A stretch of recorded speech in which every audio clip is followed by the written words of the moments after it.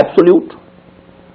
His attributes are also infinite and absolute, boundless, limitless.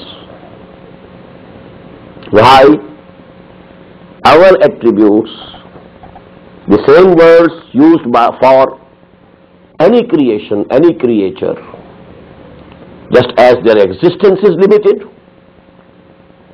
it is finite, their attributes are also finite and limited. These are the three main differences. Words are common, but the same word when used for Allah subhanahu wa ta'ala has these three concepts attached to it. And that very word when used for anybody else, maybe a jinn, maybe a malak, the angel, human being, even prophets, even awliya Allah, even Muhammad sallallahu alayhi wa sallam, all the attributes which they have, they are limited, given to them by Allah subhanahu wa ta'ala, not their own. They are hadith, not qadim. So these are the three main differences which we must keep in mind, and if we are not cautious, we may confuse the two. Now let me give you an example. We call it in Urdu Qudrat, in Arabic Qudrah. The authority, the power is all powerful. We also have some authority. We have also some powers. But if you compare the authority and power of Allah to the power and authority that we have, there can be no ratio between the finite and the infinite. Compared to Allah, we have no power at all. And these are the words in the prayer of istikhara. Many of you might be remembering, because the Prophet ﷺ, the Sahaba say that he taught us this prayer of istikhara just as he taught us the ayat of Quran. And in that we have فَإِنَّكَ تَقْدِرُ وَلَا أَقْدِرُ. You have the authority, you have the power. I don't have any authority, any power. Although we have some, limited, given by him to us. But if you compare the authority that I have, you have, the power that you have and I have, if you compare them to the authority and power of Allah, it is zero.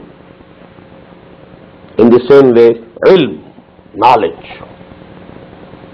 هو بكل شيء عليم. هو على كل شيء قدير. He is all powerful. He is omnipotent. وهو بكل شيء عليم. He knows everything. He also knows something. But compared to Allah subhanahu wa ta'ala, our knowledge is nil, limited.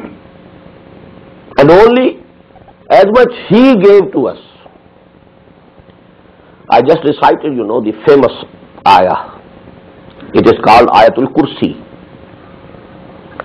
And the Prophet ﷺ has been reported to have said that this ayah is the Sayyidatu Ayatil Quran.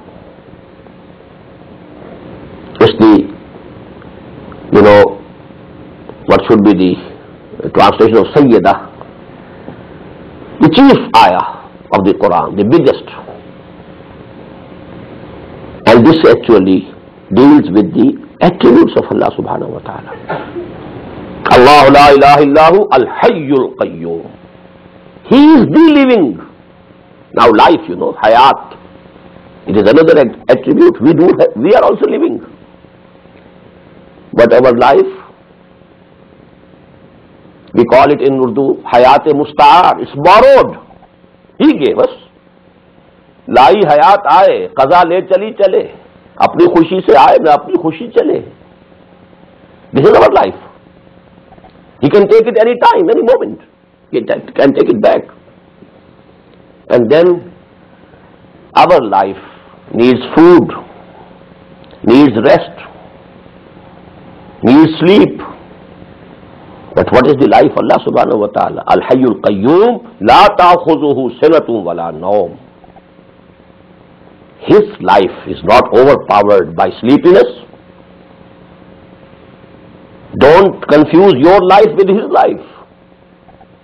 Don't guess his life upon your own life. Hell of difference between the life of the living beings we have here and the life of Allah subhanahu wa ta'ala. But haya, the word is common. So these are the three examples. And we have, in the same dua istikhara, the prayer of istikhara, فَإِنَّكَ تَعْلَمُ وَلَا أَعْلَمُ. Oh Allah, you know, and I don't know. I gave you yesterday the ayah. It is from Surah Al-Baqarah. عَسَىٰ أَن تَكْرَهُوا شَيْئًا وَهُوَ خَيْرٌ لَكُمْ وَعَسَىٰ أَن تُحِبُّوا شَيْئًا وَهُوَ شَرٌّ لَكُمْ وَاللَّهُ يَعْلَمُ وَأَنْتُمْ لَا تَعْلَمُونَ. Maybe you dislike something. It's unpleasant to you. But it is good for you. You don't know it. On the contrary, maybe you love something, you like something. While it is harmful for you, it's not good for you. Sharrun lakum. It's bad for you, it's injurious for you, it's harmful for you. Wallahu ya'lamu wa antum la ta'lamun. Allah knows and you don't know. There's another very beautiful ayah in Surah Bani Israel. وَيَدْعُو الْإِنسَانُ بِالشَّرِّ دُعَاهُ بِالْخَيْرِ. It so often happens, and you call it so often happens, that a man is praying for something good according to his own thinking. But that thing is not good for him. So he is praying for something bad for him. وَيَدْعُو الْإِنسَانُ بِالشَّرِّ دُعَاهُ بِالْخَيْرِ. According to his own idea, he is praying for something which is good for him, while actually it is not good for him, it is bad for him. So just imagine, he is asking Allah subhanahu wa ta'ala to grant for him something which is bad for him. So this is the condition of our knowledge. So that is actually the differentiation, this distinction must always be kept in mind. This solves many problems.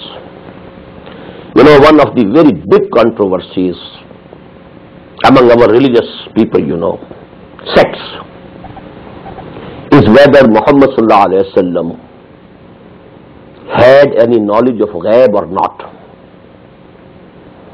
It's a very controversial, discussion.